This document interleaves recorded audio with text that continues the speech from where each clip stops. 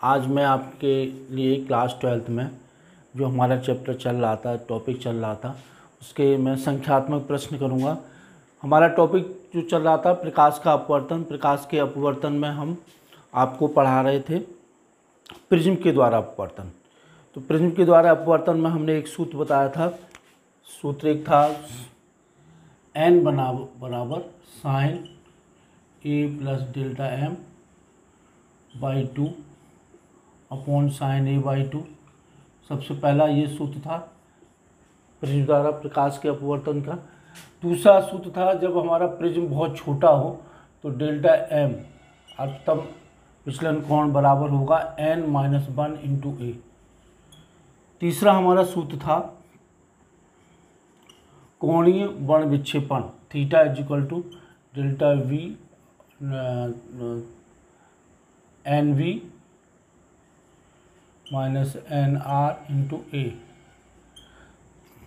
चौथा सूत्र था वर्ण विक्षेपण क्षमता omega is equal to N V minus N R upon N Y minus 1, और इसको हम लिख सकते हैं थीटा अपॉन डेल्टा वाई।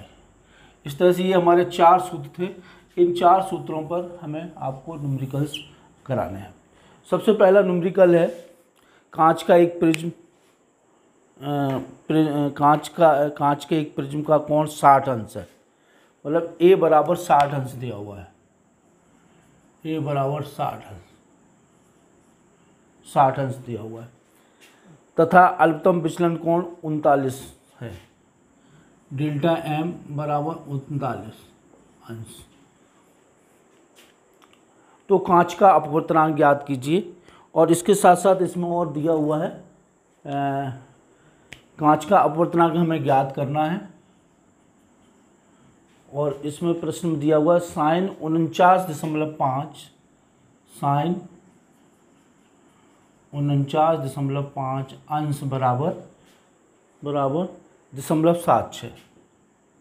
ये चीज़ें दी हुई हैं। अब देखिए इसमें हमें पहले यही सूत्र लगाना पड़ेगा, सबसे पहला वाला। तो देखिए n बराबर साइन 60 प्लस 39/2 इंटू साइन 60/2।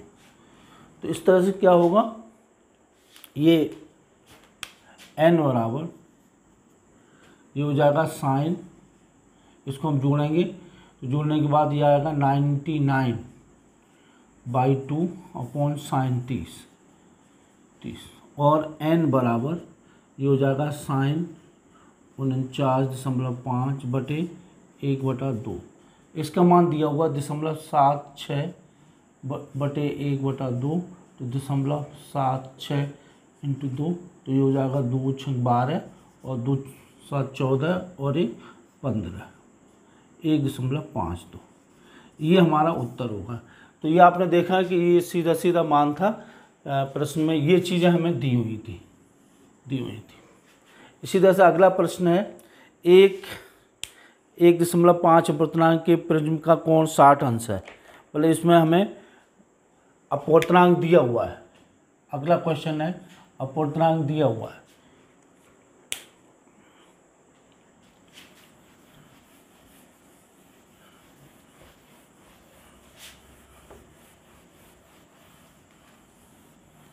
देखिए इसमें अपवर्तनांक दिया हुआ है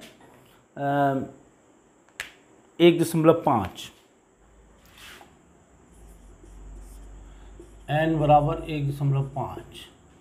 दूसरा इसमें प्रिज्म कोण दिया हुआ है a बराबर 60 अंश। तो प्रिज्म का अल्पतम विचलन कोण ज्ञात करना है, ये ज्ञात करना है। और इसके साथ साथ इसमें एक चीज़ और दी हुई है साइन 48.6 बराबर 0.75, साइन 48.6 बराबर 0.75। तो ये भी देखिए इसी सूत्र से होगा n बराबर sine A plus delta m by 2 upon sine A by 2। तो ये 1.5 sine A 60 plus delta m by 2 upon sine 60/2। तो 1.5 बराबर sine 60 plus delta m by 2 upon 1/2। 1.5 into 1/2 बराबर sine 60 plus delta m by 2। तो ये हो गया 0.75 और साइन 60 प्लस बाई 2। तो ये इसका मान होगा साइन 48.6 बराबर साइन बाई 2। तो इस तरह से 60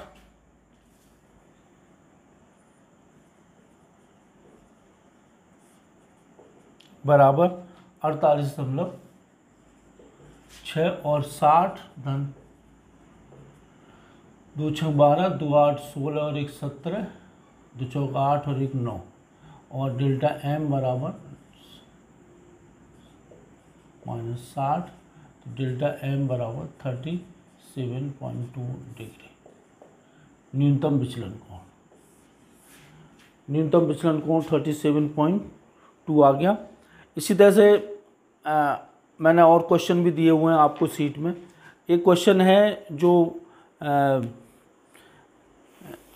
न्यूनतम विचलन कोण पर आधारित है। अगला प्रश्न है, वायु में स्थित कांच का एक पतला प्रिज्म प्रकाश प्रिज्म 4 अंश का अधिकतम विचलन कोण बनाता है। यदि प्रिज्म को जल में रख दिया जाए तो कितना अधिकतम विचलन कोण बनाएगा। मतलब हवा में विचलन कोण दिया हुआ है और जल में विचलन कोण हमें ज्ञात करना है, जबकि इनके अपवर्तनांक दिए हुए हैं।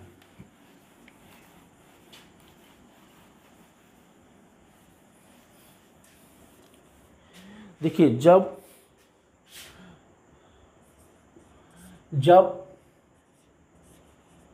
प्रिज्म हवा में रखा है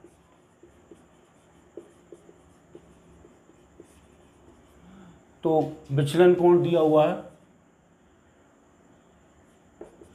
विचलन कोण दिया हुआ है 4 अंश। कांच का बना है और हवा में रखा है। और जब प्रिज्म पानी में रखा हो, डेल्टा 2 निकालना है। इसमें दिया हुआ है ANG बराबर 3/2 और ANW बराबर 4/3। ये चीज़ दी हुई है। तो देखिए, इसमें सीधा सा हमारा प्रश्न है इस पर आधारित। डेल्टा M बराबर n-1 इंटू ए। प्रिज्म एक ही है तो ए दोनों के लिए समान रहेगा। तो डेल्टा 1 अपॉन डेल्टा 2 बराबर यहाँ होगा ANG-1 अपॉन ए अपॉन यहाँ होगा WNG-1 इंटू ए से ए कैंसिल हो गया। हमको ANG पता है, हमें WNG पता नहीं है, तो यहाँ हम ये लिखेंगे ANW into WNG into GNA equal to 1।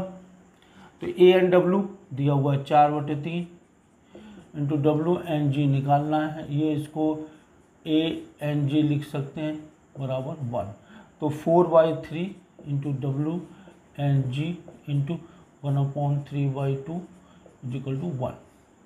और ये हो जाएगा 4/3 into WNG into 2/3 equal to 1 और WNG बराबर 9/8।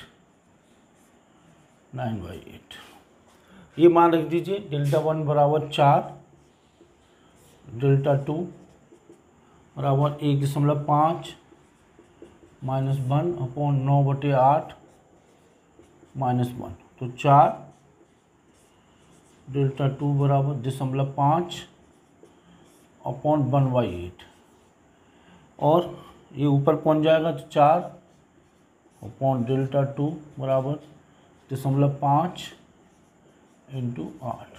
तो ये 4 बराबर डेल्टा 2 बराबर 4, तो डेल्टा 2 बराबर 1। इस तरह से ये प्रश्न थोड़ा अलग हटके था इससे। अब जो हम कुछ क्वेश्चन आपको बताना चाह रहे हैं वो है बर्ण विक्षेपण क्षमता के ऊपर। देखिए एक प्रश्न है, एक बैंगनी तथा लाल रंगों के प्रकाश के क्राउन कांच के अपवर्तनांक दिए हुए हैं। दो तरह का प्रकाश है, एक बैंगनी रंग का प्रकाश है, एक क्राउन रंग का प्रकाश है, उसके अपवर्तनांक दिए हुए हैं।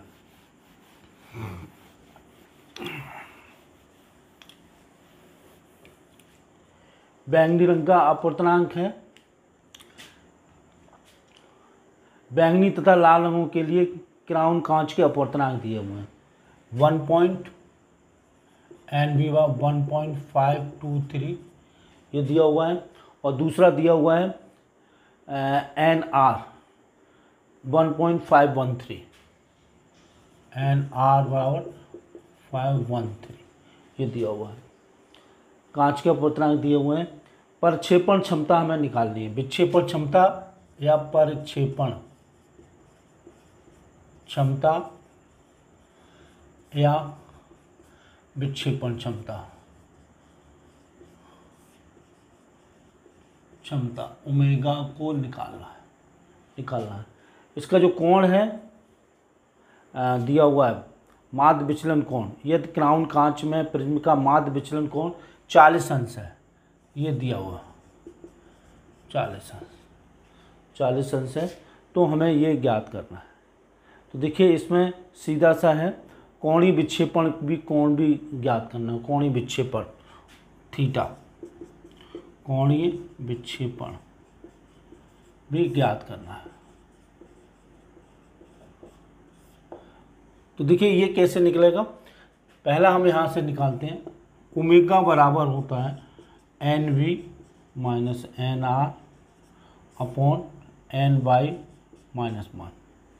ये इसको हम लिख सकते हैं NV minus NR upon NV minus N plus NR by 2 minus 1। तो देखिए ये हो जाएगा 1.523 माइनस 1.513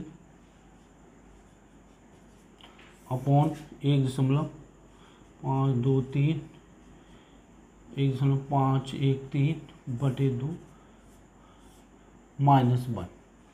तो जब इसको हम सॉल्व करेंगे तो ये जो हमारा मान आएगा वो आएगा 0.0193, 0.0193। ये तो हमारा पहला आंसर होगा। अब निकालना हमें थीटा। देखिए omega equal to theta upon delta y, तो थीटा इक्वल टू हो गया ओमेगा इंटू डेल्टा वाई। ये हम निकाल चुके हैं 0.0 इंटू 40, और इसका हम गुणा कर लेंगे।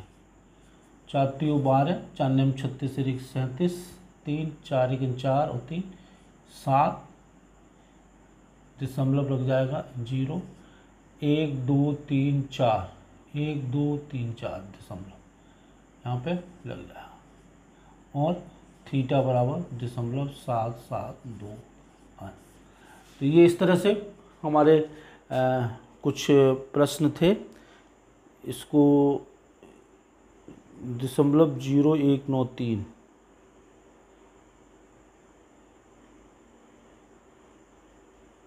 इसको थोड़ा दूसरी तरह से भी कर लेंगे। ये देखिए थीटा इक्वल टू 0.0193, इसमें हम मल्टीप्लाई करेंगे इसका दशमलव। अगर हम ऐसे निकालते हैं तो क्या होगा, omega equal to NV minus NR into A। NV 1.523 minus 1.513 ठीक, ये हमारा वो दिया हुआ है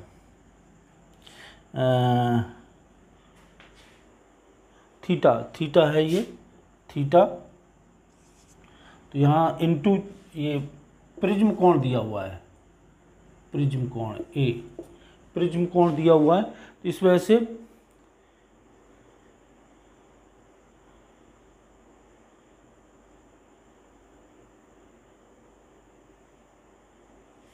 यही आंसर सही होगा। ये डेल्टा सही है, ये गलत होगा। इस तरह से हम इसको नहीं कर सकते, यही सही होगा। चलिए, अब इसमें हमने बहुत सारे प्रश्न दिए हुए हैं जिनको आप कर सकते हैं आसानी से। और ये जो आपका प्रिज्म द्वारा प्रकाश का अपवर्तन लगभग पूरा ही हो गया है और संख्यात्मक प्रश्न में भी हो गए।